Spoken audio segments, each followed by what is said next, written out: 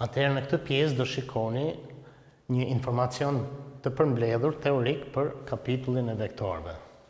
Pjesa e parë jep konceptet bazë që do kemi për vektorin.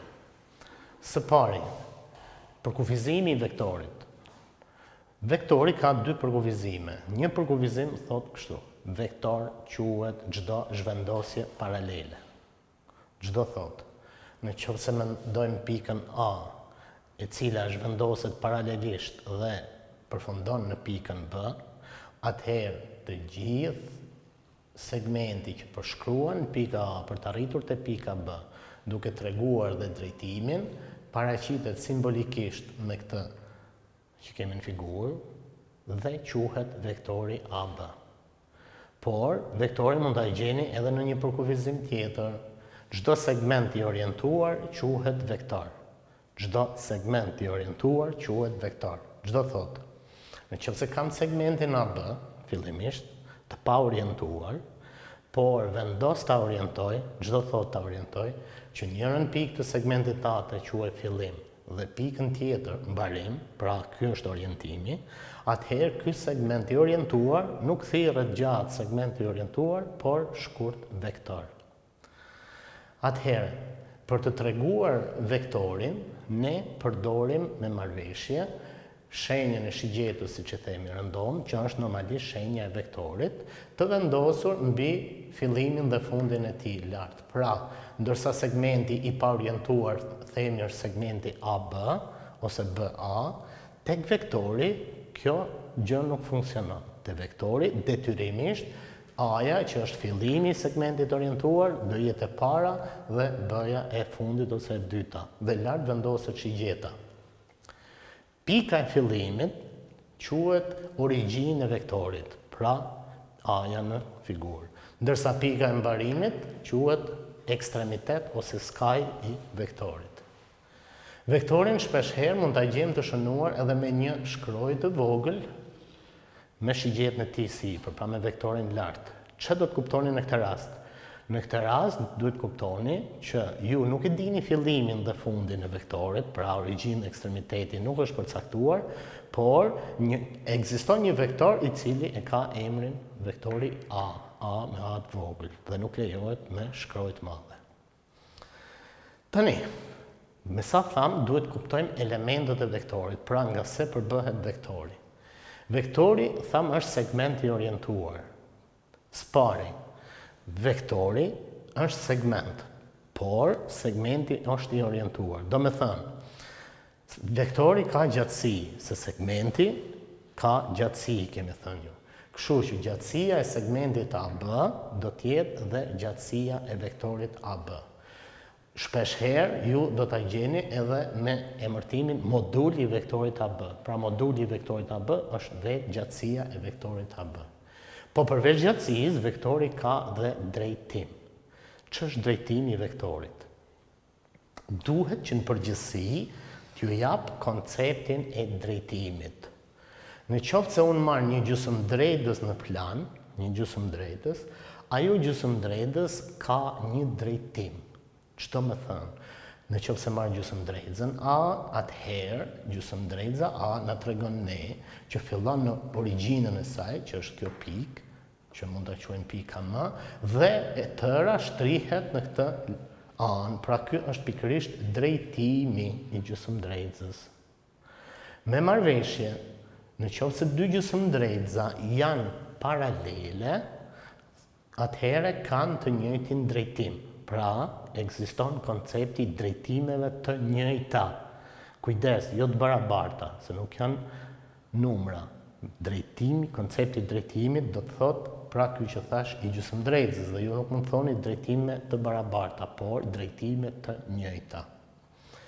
Në qoftë se dy gjysmëdrejtësa janë pra në këtë janë paralele, edhe i herë, gjysmëdrejtësa A dhe gjysmëdrejtësa B, dhe që të dyja shtrihen në të njëjtën anë të gjysmëplanit që formohet nga bashkimi origjinave të tyre, atëherë këto gjysmëdrejtësa kanë drejtim të njëjtë.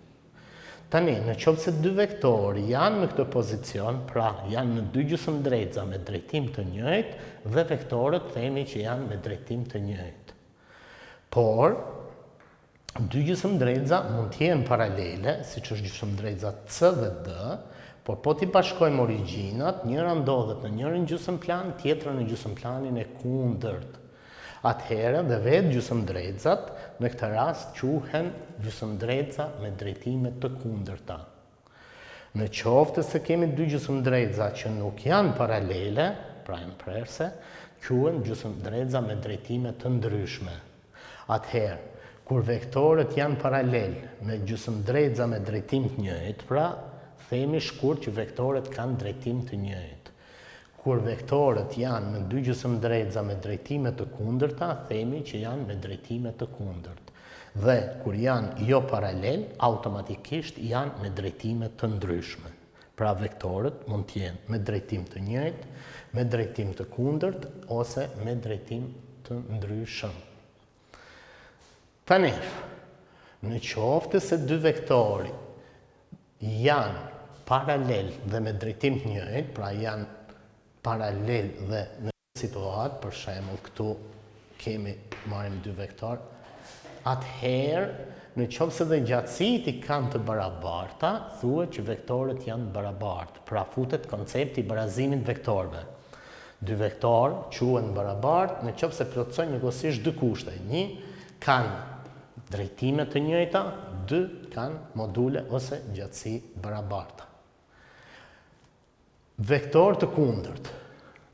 Në algebrën e vektorëve ekziston koncepti i vektorit të kundërt. Dy vektorë quhen të kundërt në qoftë se gjatësinë kanë të barabartë, por drejtimet i kanë të kundërt. Për shembull, në figurë vektori AB dhe vektori BA janë vektorë të kundërt. Këto kanë të njëjtën gjatësi, por vektori AB e ka drejtim nga A-ja në B, ndërsa vektori BA nga A. Janë mbi të njëjtën drejtës, në rasti veçantë, kur vektorët janë mbi të njëjtën drejtës, janë o me drejtim të njëjtë o me drejtim të kundërt, me marrëveshje dhe drejtëza është paralele me veten e vet. Atëherë, vektorët e kundërt, pra vektori AB dhe vektori BA, gjatësitë i kanë barabarta, mos harroni, por nuk kanë drejtime të njëjta, apo i kanë të kundërta. Kjo shenjë gjendet në tekste të ndryshme, nënkupton një shigjet lart, një shigjet poshtë që vektorët i keni me drejtime të kundërta. Vektori 0. Vektori 0 është ai vektor që s'ka drejtim, ndërsa gjatësinë e ka 0, që do thotë vektori 0 është pika në plan. Në qoftë se ne marrim origjinën e vektorit pikën A dhe si ekstremitet të vektorit po pikën A ose pika B po thitet në pikën A, do thotë ne nuk e kemi caktuar akoma drejtimin. Se drejtimi caktohet në momentin kur pika A do zhvendoset. Atëherë çfarë drejtim zhvendosje merr pika A? Ai është drejtimi. Tani pika A nuk po zhvendoset, pika A po thitet me pikën B, me marrëveshje ky është vektori 0. Pra vektori 0 nuk është 0 si numër, është pikë në gjeometri, por gjatësia moduli pra është numri 0. Në algebrën e vektorëve gjeni edhe një koncept tjetër që është koncepti i vektorëve bashkëvizor.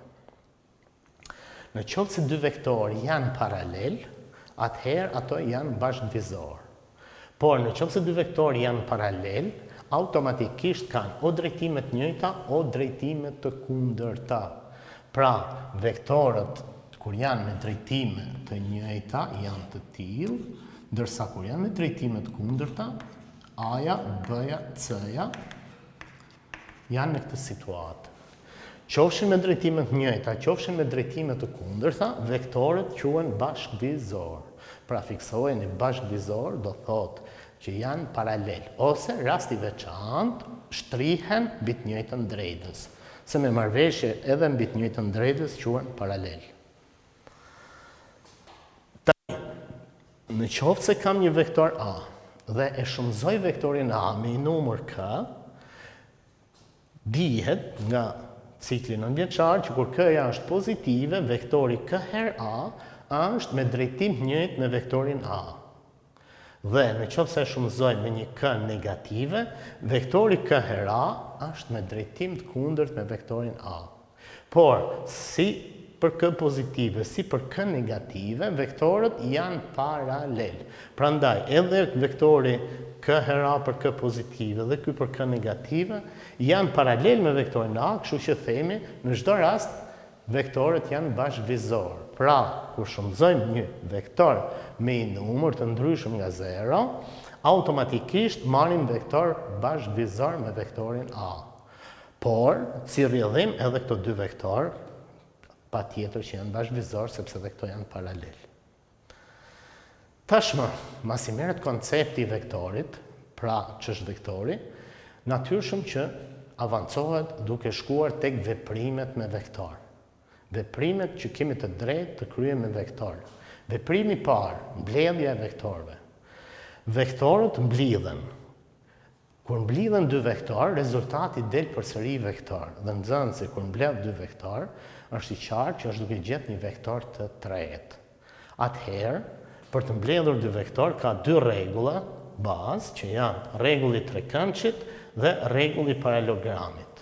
Ti sqarojmë të dy rregulla.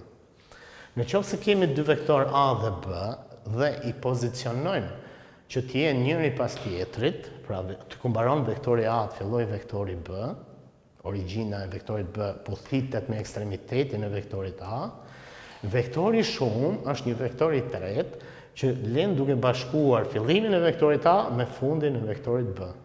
Ky me ngjyrë këtu është vektori a plus b. Vektori në fizik është zhvendosja. Atëherë që ta kuptoni këtë mbledhje vektorësh, do thotë një pikë ose një trup është zhvendosur nga pika fillestare, që po e quajmë pika a, ka shkuar diku në pikën b. Më pas, po ky trup është vendosur nga pika B dhe ka ardhur në pikën C. Të gjesh shumën, do thotë të gjesh zhvendosjen finale të këtij trupi. Atëherë, logjika, trupi ishte në pikën A dhe pas dy zhvendosjeve përfundoi në pikën C. Atëherë, zhvendosja e tretë, pra vektori A është zhvendosje, dhe zhvendosja e tretë është vektori AC. Prandaj themi A plus vektorin B jep vektorin C. Jo t'i mbledhim si segmente siç ndodh duke mbledh gjatësitë e tyre.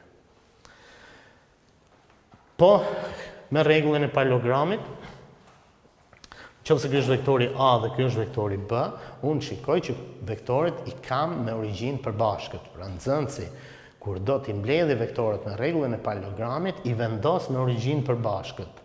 Si vendosen me origjinë përbashkët, duke zhvendosur njërin që të pozicionohet tek origjina e tjetrit.